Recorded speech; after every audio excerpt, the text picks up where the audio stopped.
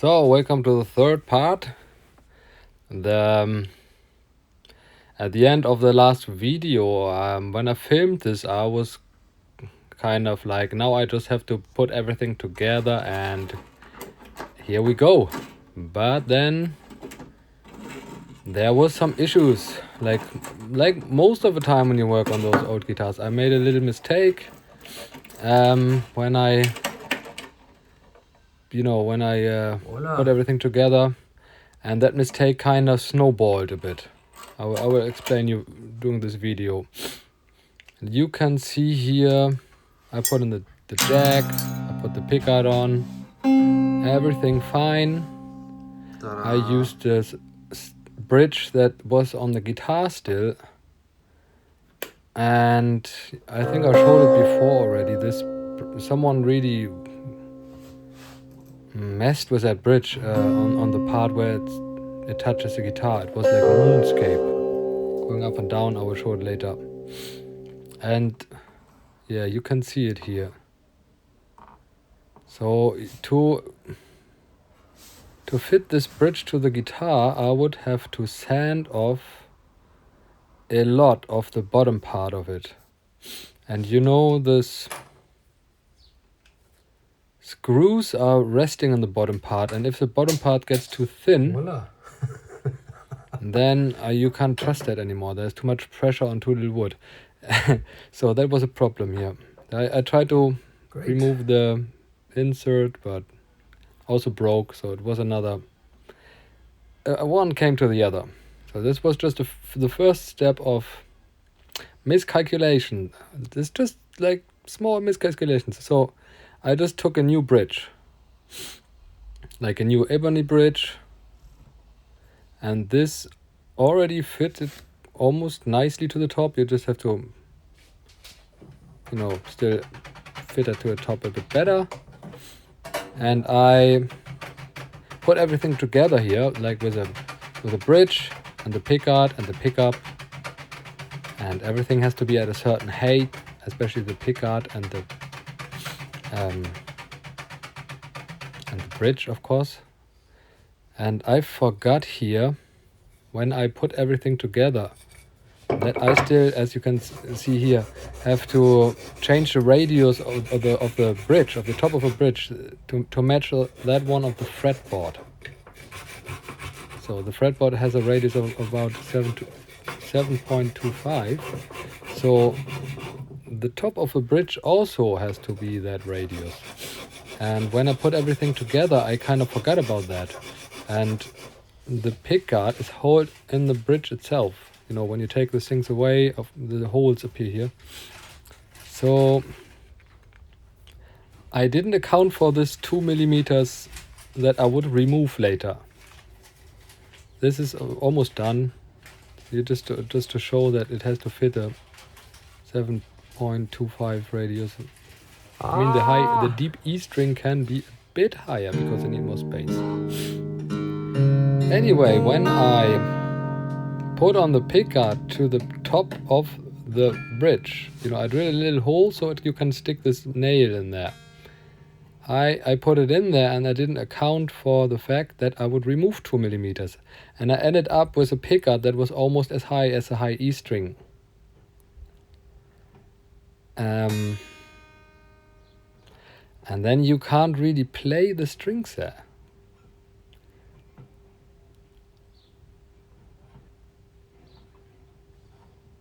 And this whole operation somewhat took a lot of time. You can see me here lightly hammering on the strings to make little grooves on the wood. And then you can very lightly file a little groove for each string so they will not slip around when you play. And when you restring, it's easy to find the correct placement for the new string. Also, of course, this is a wooden top, a wooden bridge, and you can still file it for best intonation. Here I reglue the heel cap, and I thought once again I was done here because I made a new bridge, things were fine. I didn't notice yet that this would play so badly. I use this kind of thick and quick type on here because and I don't even press it because there's a chance someone will have to open this up later. And this just has to stick on there reliably, but I want another person to be able to take that off without bigger issues. You can see my beautiful pullover.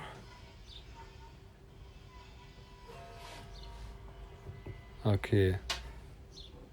This glue is very handy for a few things. Doesn't run anywhere. Doesn't run into the screws. I'll just clean it up a bit and be done. That's what I thought.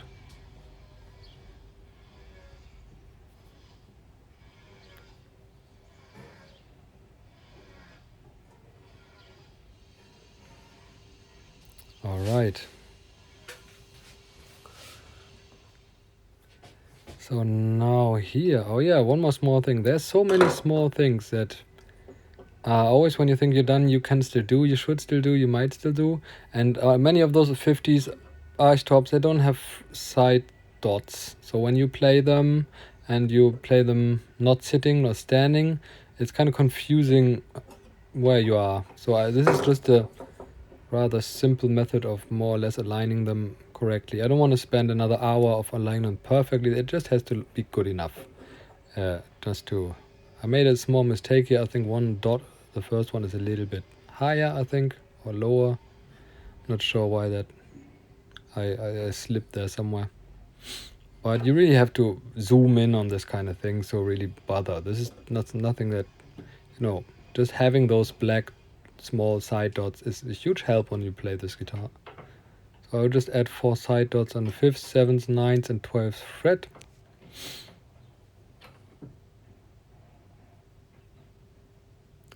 Like when you really have to do this perfectly, you have to, it's not that difficult, but one slip and one wrong location and it kind of looks odd.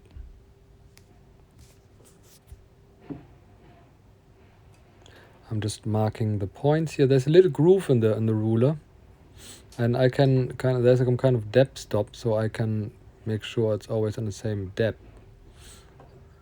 And then I eyeball it into the middle of between 2 frets, and that usually works very well. It's not rocket. We're not building a rocket. We're just trying to help this guitar out a bit.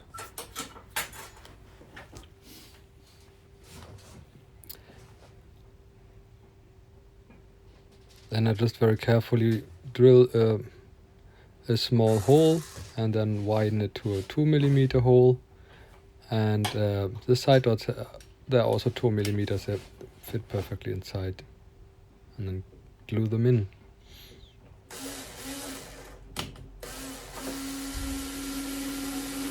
Oh boy.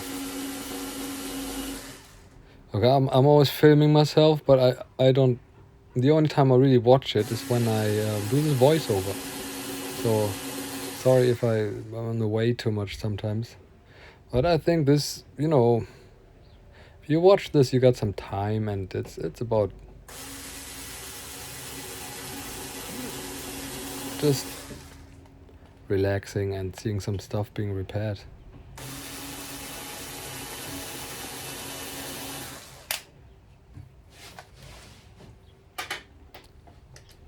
So now comes a bigger bit.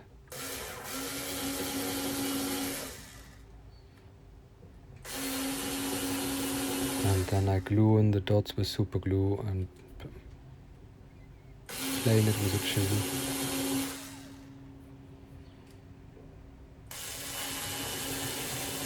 These holes don't have to be super deep.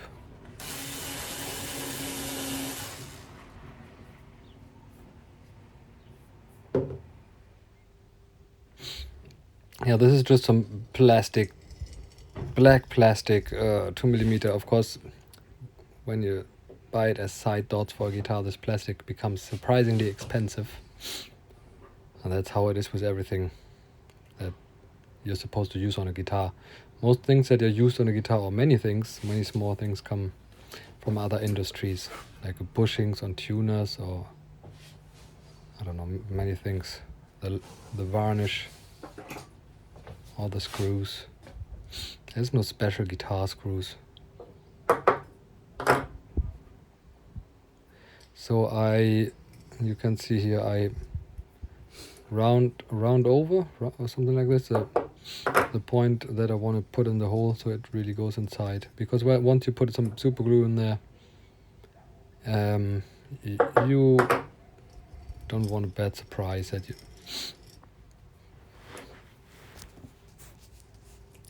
Yeah, I don't know why I filmed so much of me putting in the side dots, because it is really not a major topic on this event. But maybe it's interesting to see how it's done one time. And around 2 minutes on a whole neck reset. Maybe next time we'll change that up.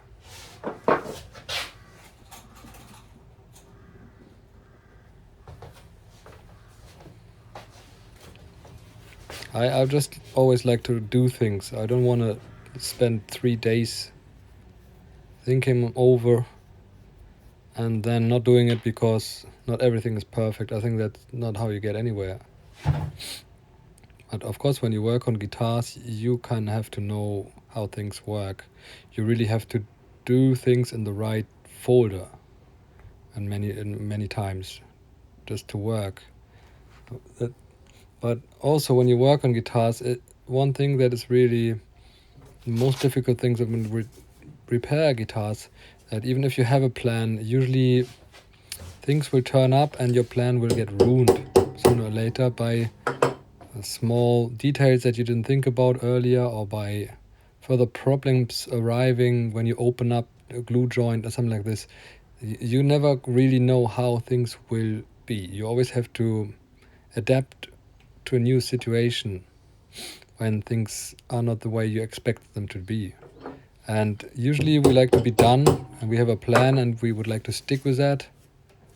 But when repairing guitars, you often have to abandon your earlier ideas because of things you just find. For example, if you take off a neck, you don't know how that would look like.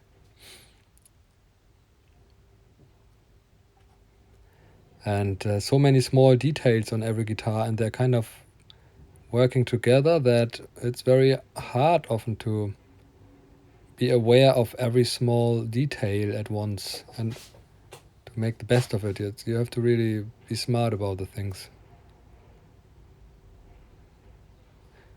For example, you wouldn't refret first and then take the neck off. But if you think you don't have to take the neck off, you just refret it because you really don't want to take the neck off, and you put on strings and you see it moving. It's like, yeah, you should have checked first. But no one wants to do that, really. Everybody hopes that the neck is in there firmly. And once the neck is off, the fretting becomes so much easier, especially on archtops with this floating neck. So I'm almost done here with the side dots. Let the super glue dry, nip them almost flush.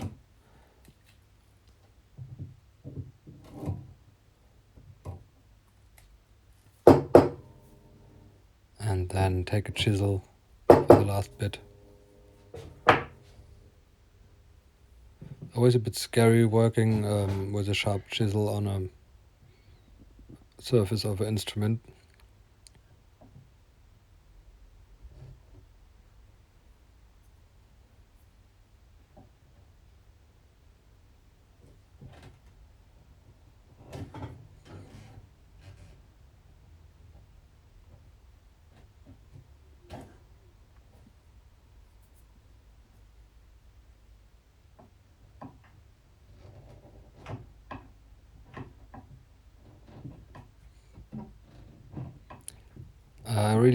It really helps when the chisel is not too small, so there's more surface to rest against the guitar, and you're not so easily slipping it.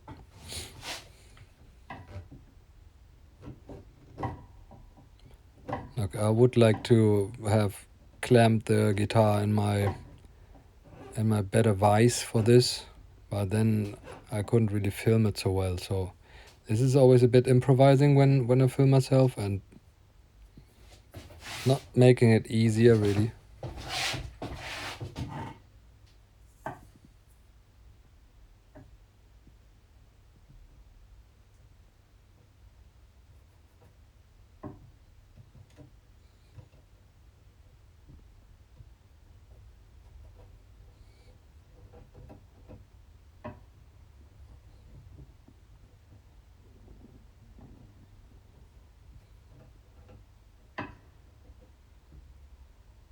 And here, just make sure that this is really flush and it's not bothering your left hand when you slide over it.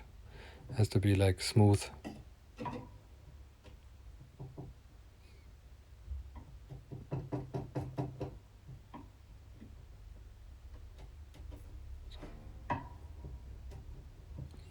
Well, this is really a long episode of side dots. This episode was actually not supposed to be about side dots, because there will be the chain of problems with the bridge will still continue.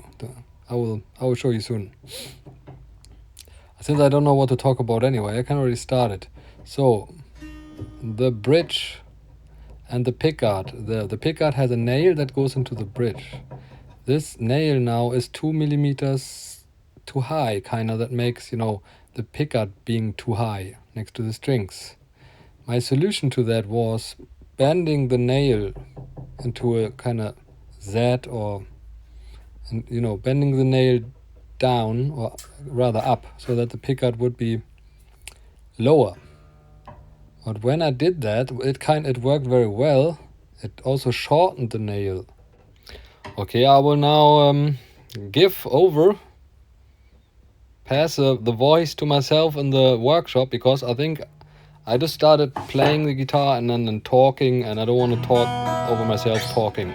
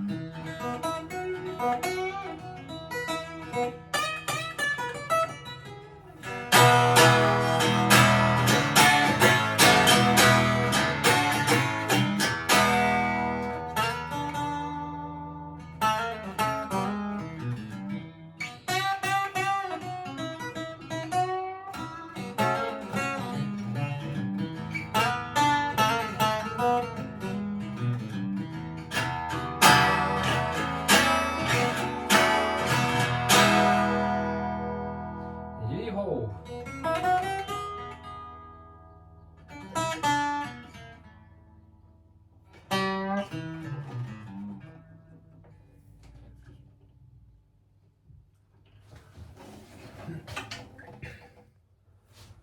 Okay, I wanted to do the talking later, but whatever.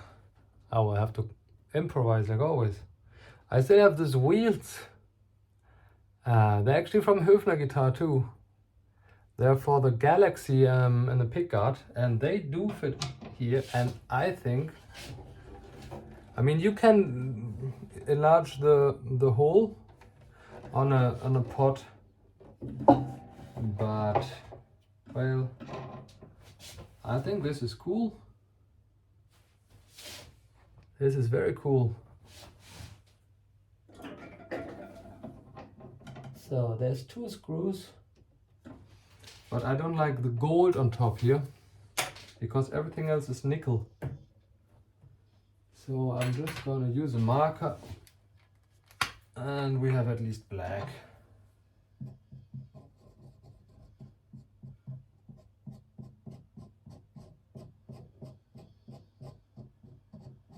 Easy come, easy go. It looks better.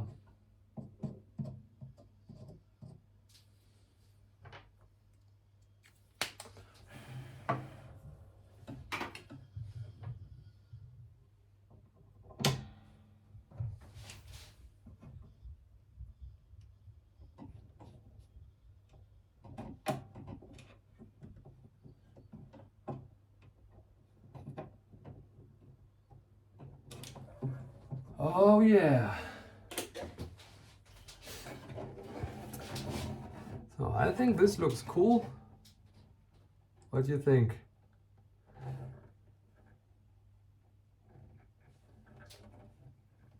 I think this is done.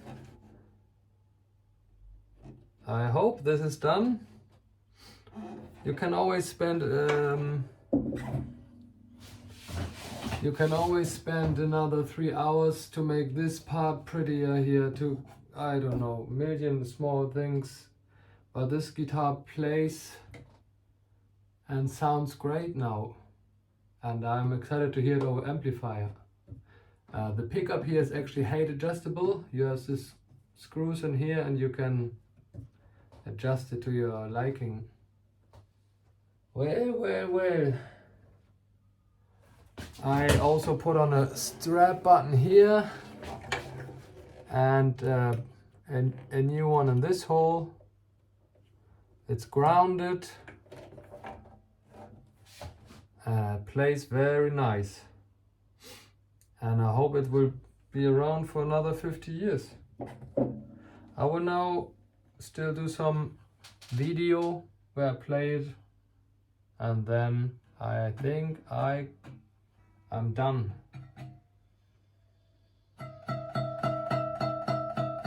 Oh yeah, oh boy. Yep, just where I knew I was done once again. Here we go with the first of the remaining problems. I played the high E strings and something was buzzing like hell. And I really looked on every screw, on every metal part, and I thought it would probably be the cables or something like this, or something that was touching something. But it was this little fish on the tailpiece. One side of it was loose. It just takes, I don't know, another hour to find this. Look here, the pickup isn't really parallel to the strings, so that should be like uprights. You can see this place here. I just patched this bare wood with some super glue and stuff. It doesn't look pretty, but it's better than open wood. And here you can see how everything lines up. And I think the last problem is yet to come. You can see here that I bended the nail down, and the whole thing of course then gets a bit shorter. And I will now do the last thing I always do with every guitar is intonation. You can see the pretty weather here. It's raining, and that you can hear that on the video. I will now put the bridge in the final position. You have to see where this floating bridge has to sit so it intonates properly. And then I will find out that, I'm not sure if I talked about it already, that this nail from pickup is too short.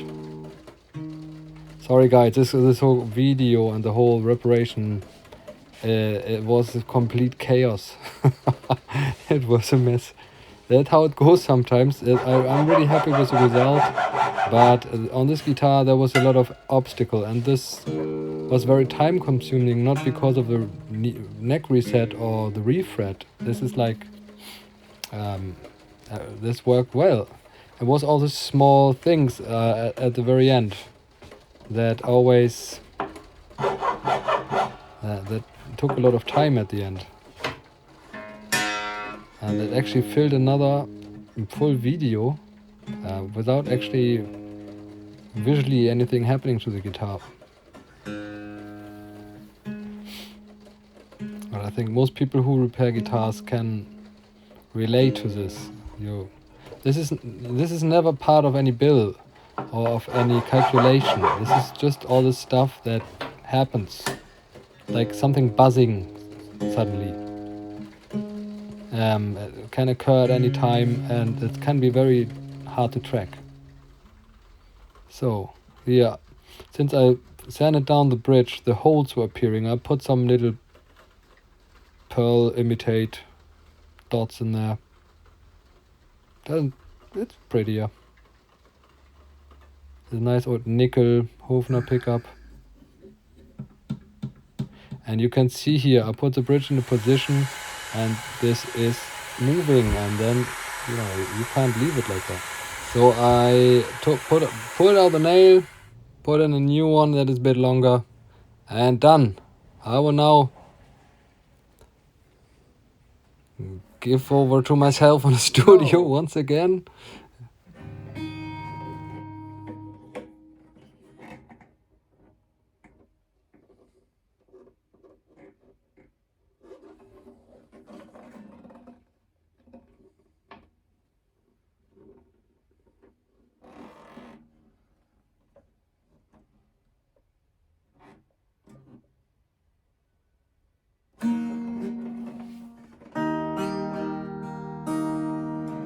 Okay, I want a quick sound example and then I will talk a bit actually. Because this is a very good example of things that happen when you do this kind of work.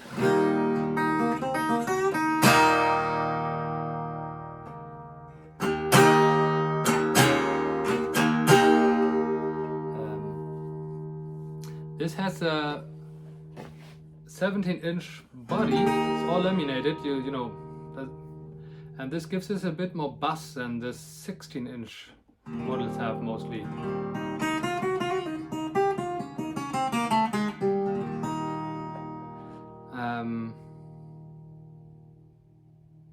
It's a very nice sounding guitar, actually, acoustically. Surprisingly nice for laminated guitar.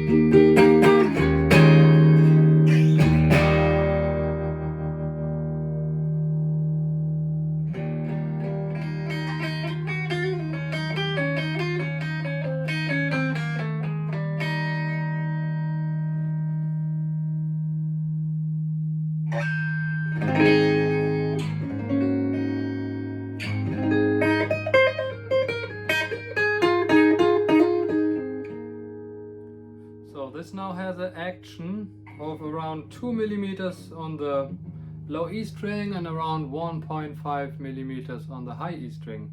Plays very well. The neck doesn't have a truss rod. It was pretty straight, but when you now put on strings, there's a tiny bow, a tad more than you would like if you would have a truss rod, but it still plays kind of like a new guitar.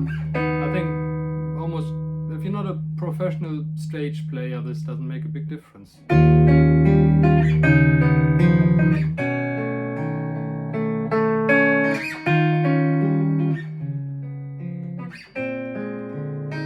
this really sounds very nice with pickup, and also it sounds very nice if you play it unplugged. So I think laminated guitars usually need a pickup. I don't know, maybe that's just me. There's great sounding laminated guitars that have a great sound by themselves acoustically. But usually laminated guitars work better with a pickup than solid. This is just an average. You never know before you install it.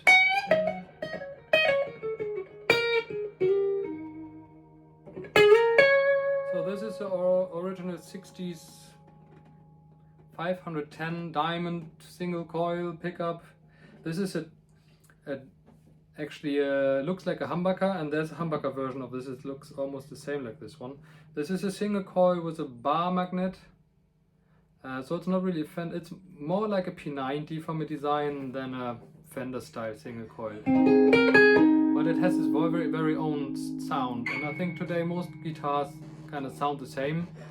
And this is something else. It's not better than a Gibson, but there's another character to it and there's another sound. And I think the reason that a lot of Hofner have bad reputation is that a lot of those pickups need to be rewound, and if they're not, they sound kind of really crappy.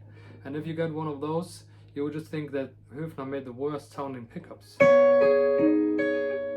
And probably a Gibson pickup from the 60s, most people would prefer it, but it's like apples and pears. A bit.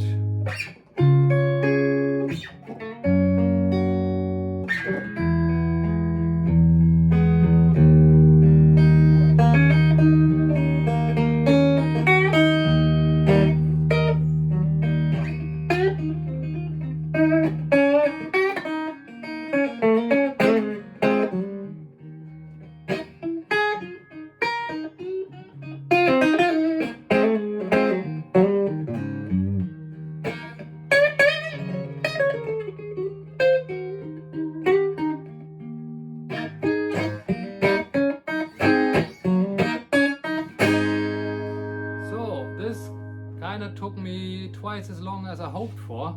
Not because I had to refret it, not because of a neck reset, that worked very well. It was because all these problems I had with this pickup installation. And you know, this guitar is, I don't know, worth around 900 euros like this, and it's pretty much the amount of the work that's the value of the work I put into it, more or less, I would say.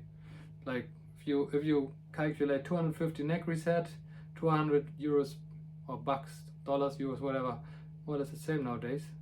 200 for refret, new tuner buttons, pickup installation, at least 150 bucks, polishing, filling holes, filling cracks, new tuner buttons. If you add that up, you easily end up around 800 bucks somewhere in average or modest prices.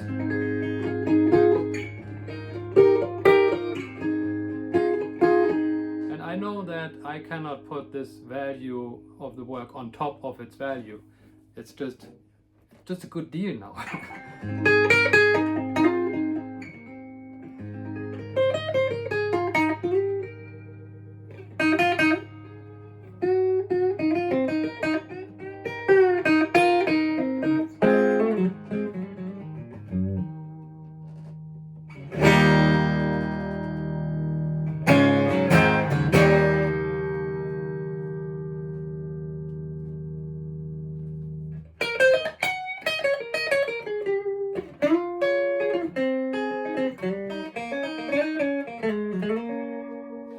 If you put flat wound strings on this one, this bridge has the potential to intonate with this G string a tad better.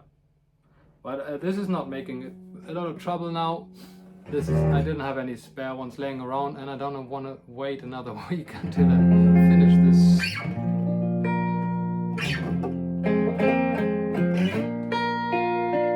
So anyway, if you have a guitar and you play it a lot, there is no general right setup for it.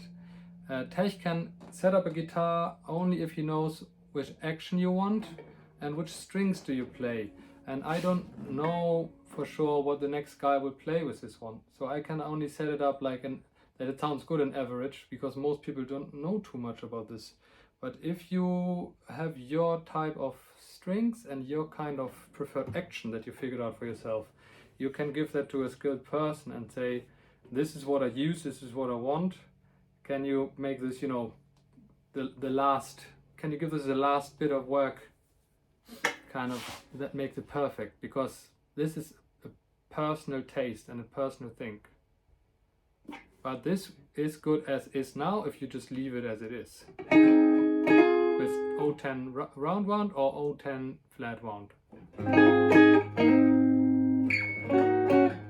And yes, O11 or O9, it won't make a big difference.